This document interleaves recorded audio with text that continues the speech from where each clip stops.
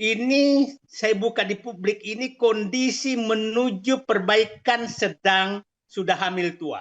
Itu saya harapkan. Jadi saya tidak akan membuka apa yang sedang terjadi. Komunikasi saya dengan tokoh-tokoh, bahkan tokoh-tokoh partai banyak yang ngontak saya yang menyatakan kita harus bergerak di luar untuk memperbaiki ke dalam. Itu mereka menyebut ke saya. Angin perubahan sedang bertiup. Jadi angin perubahan mungkin dari Hambalang dan Kertanegara, tapi anti perubahan datangnya dari Solo dan pantai utara Jakarta.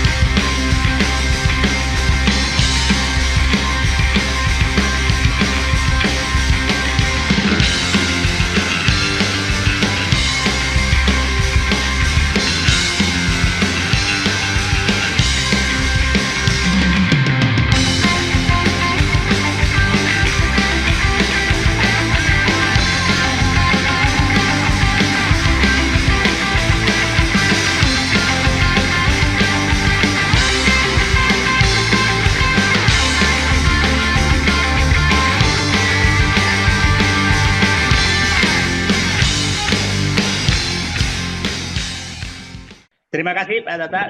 Saya melihat sekarang iklim untuk memperbaiki negeri ini dan kesadaran publik mulai dari bawah sampai tingkat atas itu sudah sedang terjadi. Cuma mohon izin saya tidak akan pernah membuka, saya berkomunikasi dengan siapa saja karena saya harus menjaga semua ini.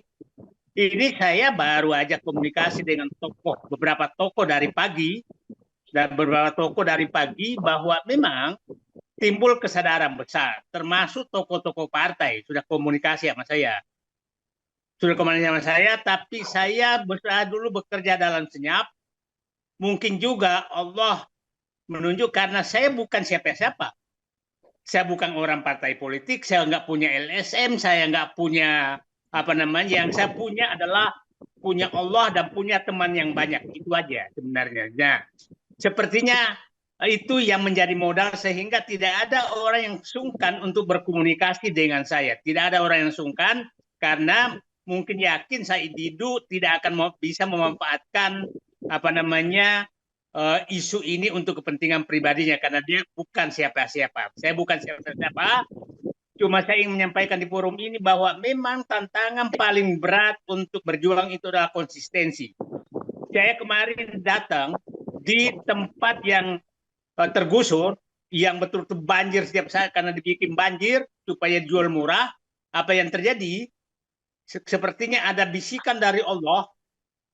Karena pada 5 menit setelah saya berangkat langsung udah terima WA, preman sudah menuju tempat Bapak 300 meter dari Bapak.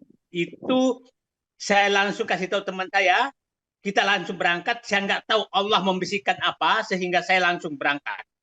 Dan itu berkali-kali saya alami di lapangan. Nah, tapi sepertinya Allah sedang melindungi sehingga bisikan kadang-kadang begitu datang. Nah, yang kedua yang kita inikan adalah ini saya buka di publik ini kondisi menuju perbaikan sedang apa namanya, mudah-mudahan sudah hamil tua. Itu saya harapkan. Jadi saya tidak akan membuka apa yang sedang terjadi. Komunikasi saya dengan tokoh-tokoh termasuk tokoh-tokoh reformasi 98 itu komunikasi sama saya. Bahkan tokoh-tokoh partai banyak yang ngontak saya yang menyatakan kita harus bergerak di luar untuk memperbaiki ke dalam. Itu mereka menyebut ke saya. Nah, tapi saya bilang saya tidak punya kemampuan apa-apa. Nah, dia bilang tugas Bapak hanya menyampaikan isu-isu yang sehingga dari Bapaklah kita sebarkan kemana-mana. Itu hanya itu permintaan mereka. Nah, saya bilang Bapak diam saja karena saya tahu posisi Bapak juga. Posisi Bapak Ada Bapak tahu tapi takut, ada yang berani tapi nggak tahu, ada yang dua-duanya tidak tahu, tidak berani, tapi punya hati yang bagus. Nah, biarkanlah saya menghadapi di depan publik resiko apapun, bukan berarti terlalu berani, Pak. Insya Allah saya menghitung semua ini, tapi saya melihat kondisi sekarang sudah sangat mulai membaik. Kemarin saya menyaksikan langsung bagaimana kita demo di kantor Menko Perekonomian, itu ada orang yang dibantu kursi roda, polisi membantu untuk menurunkan dia dari kursi roda dan mengantar ke tempat demo. Itu menurut saya berbeda sekali dengan sebelumnya. Dan saya berharap kalau sudah seperti ini, saya punya keyakinan bahwa ini sudah ada iklim. Nah, sekarang yang perlu kita katakan tadi, bagaimana kalau menghadap dengan Presiden Prabowo. Saya 32 tahun saya 32 tahun di birokrasi. Kita harus menyiapkan ruang, space bagi pengambil kebijakan untuk mengambil kebijakan yang kita inginkan, tapi tidak terlihat terdikte oleh kita. Itu yang harus kita pahami. Jadi itu, nah biarkan saja mereka, makanya saya secara pribadi tidak terlalu penting ketemu Airlangga, tidak terlalu penting ketemu pejabat, karena saya menghormati legasi mereka. Jangan sampai mereka mengambil kebijakan setelah ketemu Said Didu. Itu namanya mengerdilkan mereka. Tapi biarkan mengambil kebijakan sesuai suara rakyat. Jadi saya sekarang menyatakan kita berteriak saja suara rakyat, tidak perlu kelihatan mendikte mereka. Karena itu adalah privasi mereka, legasi mereka sebagai penguasa. Tapi kecuali mereka mengambil tindakan-tindakan di luar yang kita inginkan, baru kita teriak lagi. Itu strategi saya, belum tentu saya benar. Tapi kalau ada teman-teman lewat pintu belakang ketemu, dan saya harapkan sebaiknya kita berikan penghormatan kepada penguasa, bahwa keputusan yang mereka ambil adalah keputusan independen, walaupun sebenarnya suaranya dari kita. Itu karena bagi saya, bukan ingin punya nama bahwa usulan Said Didu diterima. Bukan itu tujuan saya. Tujuan kita adalah bahwa pemerintah melakukan perbaikan untuk rakyat. Itu sebenarnya tujuannya. Jadi jangan, nggak usah Said Didu diliput media, ketemu Airlangga, ketemu presiden. Itu bukan tujuan. Kalau perlu, jangan pernah kita berkomunikasi, tapi Bapak mengambil keputusan yang kita perjuangkan. Mohon maaf Pak, hampir banyak sekali menteri saya kenal, saya 34 tahun, dan saya tidak pernah me-WA mereka. Saya tidak pernah.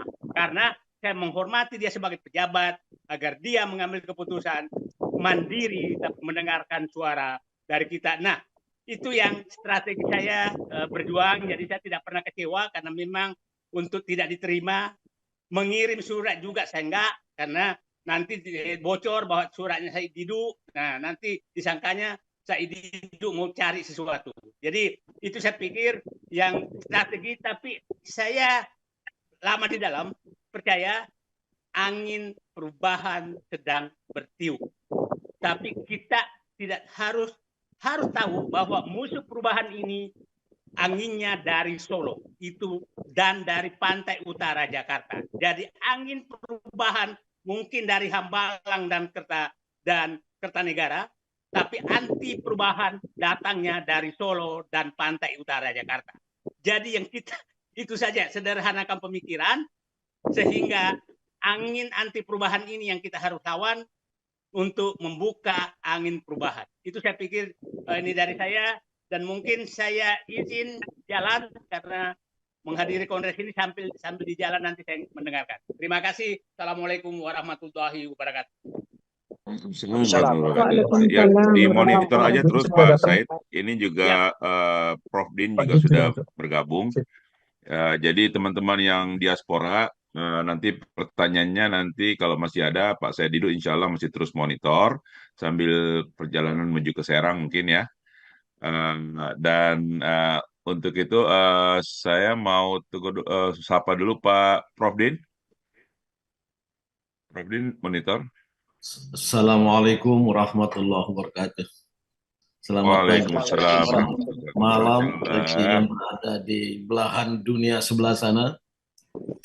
Saya mohon maaf ada kendala di rumah, sedang ada perbaikan dan sungguh terlupakan kalau dimulai jam 9. Ya Pak Din, langsung saja. Tadi saya sudah membuka bahwa intinya apa namanya perjuangan kita ini kelihatannya sudah lebih mengkristal, pergerakan nasional lebih solid dan kelihatannya lebih menaruh harapan akan ada perubahan dengan pemerintahan yang baru. Nah, Pak Din sebagai salah satu tokoh masyarakat yang sudah cukup lama, kita harapkan bisa memberikan pemikiran-pemikirannya dan bagaimana kita melihat pergerakan nasional saat ini dan apa harapan apa yang perlu dilakukan ke depannya.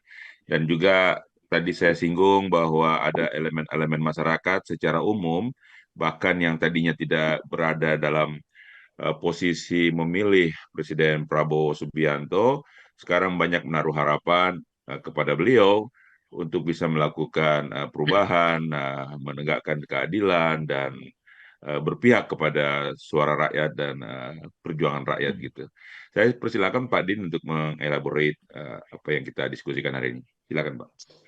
Pak Jokowi, Joko Widodo bersama oligarki itu melakukan kudeta terhadap konstitusi dan demokrasi itu 2000. Itu yang terjadi.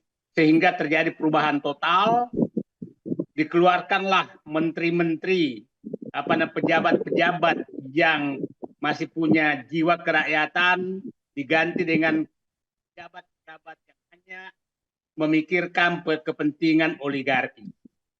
Nah, saat itulah mereka berjalan dan mencapai puncaknya lewat undang-undang, berbagai perubahan undang-undang, termasuk undang-undang cipta kerja.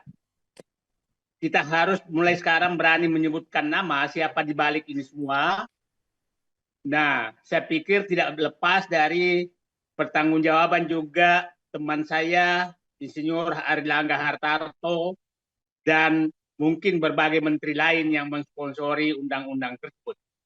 Nah, disitulah mulai semua terjadi, sehingga puncaknya sebenarnya kenapa kasus TSN PIK 2 itu kita pilih. Saya milih sebagai agenda untuk mengoreksi dan membongkar oligarki yang menguasai mencengkram negeri ini. Karena PSN PIK 2 itu adalah praktik sempurna dari kudeta yang dilakukan, kudeta tanda kutip yang dilakukan oleh Joko Widodo bersama oligarki. Itu adalah praktik paling sempurna. Dan kita lihat bagaimana praktik itu terjadi, itulah yang puncaknya di PIK 2. Nanti kita bahas sendiri. Nah, sebenarnya kita lihat sebenarnya bangsa ini kan punya pilar-pilar untuk mengontrol kekuasaan. Tapi itu dilakukan secara sempurna oleh Joko Widodo dengan oligarki, dan mohon maaf, operator utamanya kita harus tahu bahwa saya biasa menyebutkan nama, itu adalah mantan rektor UGM, itu yang melakukan operasi-operasi untuk melemahkan semua sistem untuk mengontrol kekuasaan. Sehingga semua bisa diatur. Kita tahu bahwa mahasiswa juga termasuk yang digarap. Jadi kalau kita mau bergerak dengan mahasiswa, Anda menggerakkan satu mahasiswa, maka dia menggerakkan 3 mahasiswa lain menjadi tandingan. Oke? Kita biasanya ada para cendekiawan, tapi mereka melahirkan cendekiawan dengan berbagai gelar. Saya menyatakan ada cendekiawan kanebo, cendekiawan yang ditugaskan untuk membersihkan semua kotoran-kotoran yang dibuat. Saya pernah menyatakan istilah cendekiawan pupu papa, karena memang tugasnya adalah membersihkan dinasti Jokowi. Nah, saya memberikan gelar cendekiawan-cendekiawan pencari kenikmatan yang mengejar-ngejar komisaris, melanggar etika di perguruan tinggi demi mengejar jabatan. Nah, itu semua dirusak. Cendekiawan dirusak, mahasiswa dirusak. Kita biasanya mencari kebenaran di tokoh agama dan ulama. Problemnya mereka juga dirusak. Sangat nyata di mata kita bagaimana ulama diberikan amplop dan direkam. Bagaimana ulama membagi agama, membagi-bagi uang kepada rakyat. Tokoh agama, ulama juga dirusak. Sekarang, nah, partai politik jauh lebih dirusak. Sekarang bangsa ini mau diselamatkan oleh siapa? Nah, kita tahu, kita berharap bahwa Sabta Margais, yaitu TNI, itu tempat kembalinya kita untuk mencari, mensandarkan diri untuk menyelamatkan negara. Tapi di depan mata kita juga, kita melihat bahwa tidak sedikit dari pensiunan mereka adalah menjadi bemper daripada oligarki. Tidak sedikit. Dan hampir semua oligarki punya pelindung bekas pensiunan jenderal. Dan malah tampil ke depan untuk menjadi pembela mereka. Nah, kita berharap dulu bahwa masih ada tempat mengadu rakyat, yaitu ke penegak hukum. Ternyata mereka juga sudah dibeli semua dan hukum di tangan mereka. Nah, tadi partai politik kita tahu mereka semua hanya mengharapkan uang. Rakyat apalagi lebih parah lagi. Rakyat setiap pilkada, setiap pemilihan apapun yang ditanyakan uangnya berapa. Itu yang terjadi.